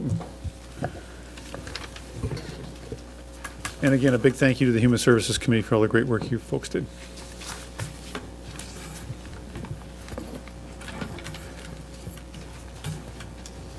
All right, good evening. So what we have here is water services. We're going to jump right in. You guys have seen some of these slides. We made some corrections along the way as you guys have recommended or asked questions. So when you look at water services supply budget, service supplies went up by $280,000, and we show the 3 items right there underneath it where the breakout is between base increase and then existing antennas and service charge. Capital outlay is still with the wireless meter reads, looking at 353, so we can turn around and implement that. We're hoping in 2019. We have 48,000 for enhancements between the CIP manager admin, showing your total difference there within the water services, water division. Water sustainability, you can see, starting at the 1.1, ending real close, right around just over $1 million. And then moving into sewer budget, we do show sewer increase. You have personnel services. As we said last time, there were 2 positions we're working with HR on to fill the vacancies. And under service and supplies, we're looking at similar to the last slide. You see the 4 breakouts here. I don't need to read them to you, but the usual increases in some of the maintenance line items that Todd and his crew need to do admin services. Enhancements, again, that's with the CIP manager and the admin tech. And then the capital increase with our bond. You'll see that bigger one here in the sewer budget because of the amount of improvements we're doing to the sewer plant. Sewer sustainability, starting at 752. You can see we're increasing that quite a bit. To a 1.7, but we do have future projects coming within the sewer division. Stormwater, we have stormwater personnel services. You'll see increase of 208,000. NPDS Phase 2 compliance between the compliance. Yes. Sorry, I've just Councilman May. managed to be confused. Okay. Because I thought, I thought we went through these budgets at our last meeting. Are these revised budgets, or what are? These are answering some of the questions you guys asked. So you're coming back to us with answers to the questions we asked at that meeting? Yes. Got it, thank you. So, Member Mayhew, we were asked some of the specific detail, and we wanted to break it out a little bit. We also made some changes on stormwater that we wanted to show the council as well. so the stormwater NPDS Phase 2, we had the compliance coordinator and the Tech 2. With the services, we did include the sweeping and disposal that was added into storm. So debt service capital, you'll see that $350,000 range increase. And then the CIP manager admin tech again. And stormwater fund, you guys asked us sustainability. And you'll see the balance we have here with the revenue expense. And then we did carry it out through a couple additional years that you guys had asked about. And then showing the operating expense reserve amount. The considerations we looked at, because we did remove and we looked at some of the capital items you guys had asked us about. Street program, forest stewardship, fairway, and Stillwater Bog. So that's something you guys in the capital side will come back to at a later date. When you look at the recommendation with the fund balance, you look at, here's some options that we were throwing, that we had a recommendation. If you were to go back and look at these items in here, and you were, for example, to take all of those on, you still end up with a fund balance at the end of 2022. We are going to be looking at working with FCS, Sergey, and Finance Department in 2019. We'll be looking at rates at that point to see where council would like to go. Parks budget. What you have here. Hold up a second. So Councilman Mayhew, this was getting to the heart of the question you asked. There's a big question and a big concern. I don't think this has anything to do with the question I asked. In the storm, well, go back a couple slides, Dan, to the This one. back. You're right there. Under FY 2019 proposed at the bottom, it's 2.4 million there. I think you had pointed out it was in excess of 3 million. 3.1. And the question you asked was, I don't see in the documents you had that the rates support that number. And so that's the question Dan's trying to answer tonight. They went back and sharpened the pencil and looked at those numbers and made the adjustments.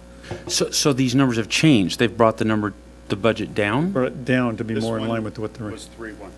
It was 3.1. That's what you had asked about last time. Right. So, and is 2.4 what was in the rate study?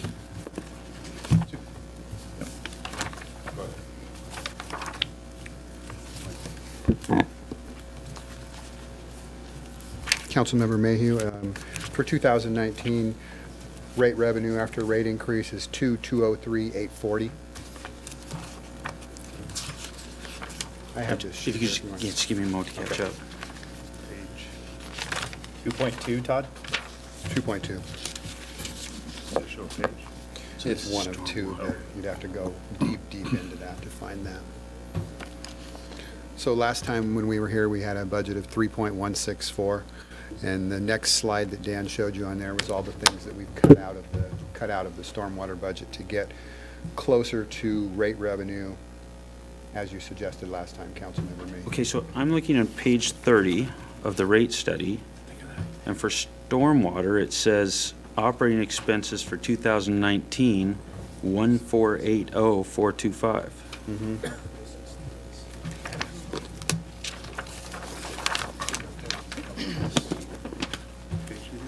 Yeah, one of two. They've resnapped the line on here. But this is the one they used to set the rates. Right, and then reality. Yes, but that's Every the plan one. suffers from But your reality. rates only pay for that. They don't pay for that. Find this sheet. And our revenues that go up a bit over the estimates, at least at this point. But the rates didn't go up $1 million a year. We had a higher fund balance than that was calculated before, so we had a higher fund balance. The study didn't factor in the fund balance. Some of that does come from the increase in rate revenue above and beyond what the estimates were. The study certainly factored in a lot of fund balance because it shows fund balance going up and down over the period. Right. So you're saying it didn't count some fund balance, Right, because not it's a year all and a half fund old balance. now, and as you know, we had a high usage last summer, for example, probably had high usage the summer previous. So we built up more revenues Yes. than we had anticipated in the rate study. Yes, and over what we budgeted last year in 18, correct. Okay, but so to help us kind of see the picture, the rate picture, I don't know when I'm going that direction, sort of looking out over the years, are those, so we don't have you shown us what you think the revenues are going to be each of these years for stormwater? I don't think you've shown us that, have you? We have it on a different areas. Is that what this is showing then? Right. There's Got the it. revenue Yes. here. And then we use rate study here for 21 and 2. So we are hitting. So where do I see the 2019 rate study number? Because I'm looking at a number, my finger's on it, of 1877037. Is that up there? Yes.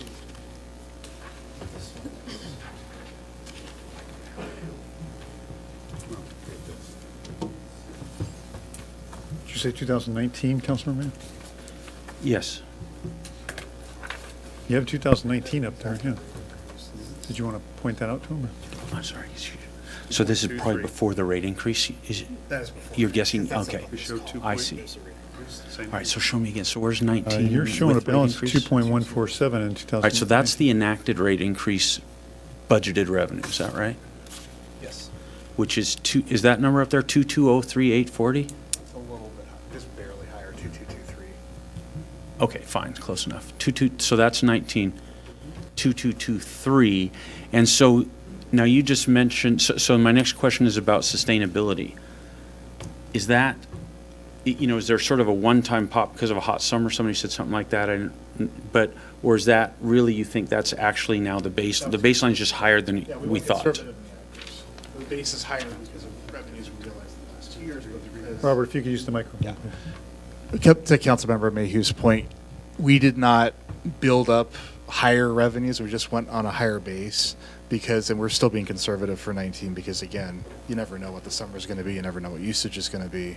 It fluctuates year to year. You're conservative if your base didn't have a one-time thing in it. If it's really just we have more houses or people just use more water, something like that. I'm sorry. So you, I see. So revenue your forecast. 18 has a bump in it for some one-time stuff, but you went back to what you think the sustainable level is at 19. So you think it's running at 2.2, Right, two, for the rates, pretty much on the rates. 3. We had an adjusted rate study later on, so that's probably where the 2223 we got from the adjusted numbers. So we're still following the FCS, and FCS is going to come back in and give us updated numbers as All right, so well. your 2020 at 2.483 is above this. I'm pointing at your thing now. Slightly higher, yes. 2.39999. So call it 2.4 even. Right. So you're about 100,000 higher. But what you're saying is our experience is just higher than the rate. The rate study was maybe a little conservative as compared to what we're actually experiencing. So you're confident that those revenue numbers are what you believe that's what we're going to see. Yes. I see. And so now you're matching up the expenses from the other slide? Is that what we're seeing here, revenue expense, and you're showing us? That's expense. But your expenses each year are higher than your revenue. Yeah, we have to dip into the fund balance a little bit. Do you have the expenses on here? Can I just? Because your fund balances in the rate study were building to pay for capital expenditures, not operating. So your rate study planned on throwing off money for capital expenditures. In other words, it planned for your revenues to be higher than your expenses. You guys had a whole debate, didn't you, about how much to pay for currently versus how much to pay for out of debt? Those who use it or those who are going to use it pay for it? Am I- Are you hogging the meeting? No, you're not hogging the meeting. Sorry, go Yes, the Councilman CIP. Sullivan and Councilman Ross. We'll come back to you on one. So go back to the slide that we were, or forward to the slide, that one. So, so now I have two questions. They're both basically the same one. So, true or false, the rate study was designed to have higher revenues than expenses? Over the long term, correct. Okay. It was considered. And that was based on, I didn't hear what the answer, what was the answer to, Yeah, you guys got to use the microphones when you answer so we can catch them. That's it. Yes, over the period we're looking at. okay. That's correct. So, but that was with revenues that were understated. So we've come back since the rate study, revenues have been higher in those 2 or 3 years, yet we're still bleeding cash reserves, which lends me to my original question, which was going to be, we don't operate general fund this way. We pay for ongoing expenses through ongoing revenues, so why would we be operating stormwater in an unsustainable way that eats into fund balance year after year after year, even based on higher revenues? So if we hadn't had experienced the higher revenues, we'd be even in worse shape. So I'm just trying to understand where we've fallen off from what the rate studies was supposed to give us a surplus, and now we have anything but a surplus. Now, Dan, go to the slide of the, I think your answer is in the slide with the projects that you're suggesting cutting it right there. So right here, what we're trying to do is, we have it in, I believe it's August of 19, we have to be compliance with MPDS Phase 2 now. And we have 2 positions you saw with the storm compliance coordinator and storm tech to try to meet that need. And then you see here, we have between the tree programs trying to manage and work out through the stormwater system. This is where we're saying we have 2 positions that have been vacant. We had one approved 17, one in 18. Now we have quite a bit of work that has built up that we need to accomplish and get done. And that's what you're seeing in here. So our recommendation is to solve that problem by spending it down with this fund. So when does it end? When does the surplus, when do we get back to a positive number? So Not in 2022, So we don't. he's picking out one-time kind of capital projects. Yeah, but they're one time for the next 4 years. well, these 2 are one time. These are going to be ongoing pending approval. And what we need to do is go back with FCS, we'll reevaluate, work with finance on the rate structure and see what it is council wants to do. But go to the other slide. So through 2022, based on what you've presented, we are each year eating into fund balance. When does that eating into fund balance stop? 23, 26, 30? Oh, I didn't go out that far. I don't know. We're in 19, we're looking at working with FCS to look at the rate structure. So that will correct itself pending your approval. So that's what you code guys for wanna do. rate increase. There will be, more than likely there'll be a rate increase. Todd's doing utility system, the plans, utility system plans for water, sewer, and storm. So you're going to see some changes in that aspect as well. And that'll be coming in the middle of 19, roughly, spring of 19. So spring, middle of 19, you'll be seeing some of the system plans coming forward as well. Councilman Ross. You already answered my question. I was curious about the different capital projects and how they work in there, so you've answered it. Thank you. Okay. Councilman Mayhew. So the utility funds are, not only are you concerned about the same restrictions as with operating expenses in the general fund, but actually this is even more complex than that, because you've got the need to fund projects with debt, which means you have to worry a lot about debt rating agencies and the kinds of things they look at, such as what they call coverage ratios. So what I'm looking at, still looking at, I guess, the updated rate study, we had planned in this rate study, so this is with the rate increases that we've passed, we had planned for the water system in 19 to have $350,000 of net cash flow, $450,000 in 20, 250 in 21, how did you fall? You went to 22, 317 in 2022.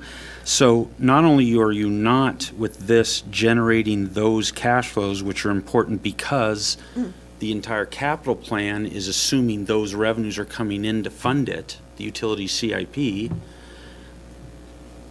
you also are sort of going against some of the decisions the council made as far as how you're paying for capital between borrowing only or some from current rate payers.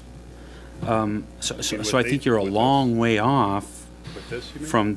from what your from the rate study. You're saying with this? No, if you go back there, no, there. So what this rate study is saying is you should have revenues greater than expenses by 350,000 for 19. Instead, you've got it the other way around. $400,000 swing. We do. The Which means, forget about fund balance. It means you're not going to have the money to pay for your utility CIP list. Right. No, So telling us about fund balance, I don't think is the right focus. You need to tell us what's the impact on the utility CIP list, the 5-year utility CIP list. Which projects are you going to cut off of that because the money won't be there?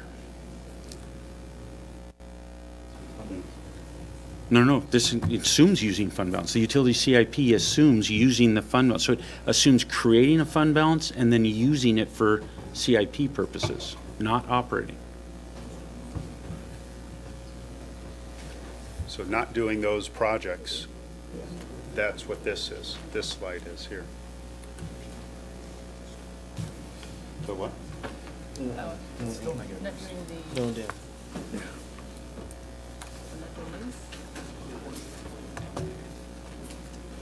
I didn't see the numbers change.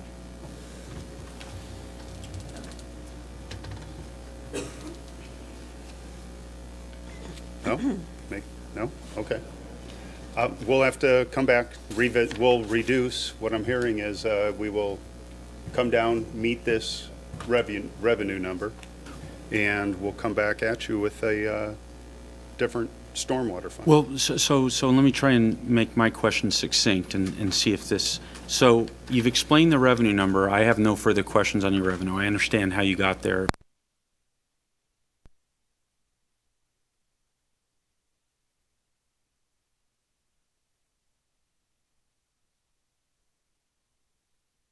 And excess that would go to fund capital. So there's operating and capital. So what I'm saying is your operating number there is well above the operating number in the rate study, which means not only are you not creating the fund balance needed to pay for the utilities CIP, you're actually digging into it. So therefore, you're not going to have the money to pay for the CIP projects, is what I'm worried about. And so if you could look at that. This number takes into consideration the CIP. That's capital's in there. That payment is in there. See, right here, 2.464 takes into the capital. No. The entire utility CIP. Okay. The entire utility CIP, in order to get paid for, has two revenue sources. The bond and the excess each year of revenues over expenses and debt service, which the study tells you how much it planned for that to be each year. Okay, we'll come back to you with stormwater. Does it make sense what I'm? So it does. But I'm gonna have the exact same questions on water and sewer. Okay. Have I clearly Yes. stated it? Okay. Yes. So going on to Parks budget, this one, minimal. I'm sorry? We're just going to roll right into this council. Oh, that's a good point. That's a good cutoff point then, Dan. We'll have to pick that up. I assume we're doing a special council meeting tomorrow night, or a budget meeting tomorrow night. 5 o'clock. So we'll pick up with Parks tomorrow night then. All right, thank you, Councilmember Summel. So with that, we're going to take a break, and we will start the council meeting at 7 o'clock sharp.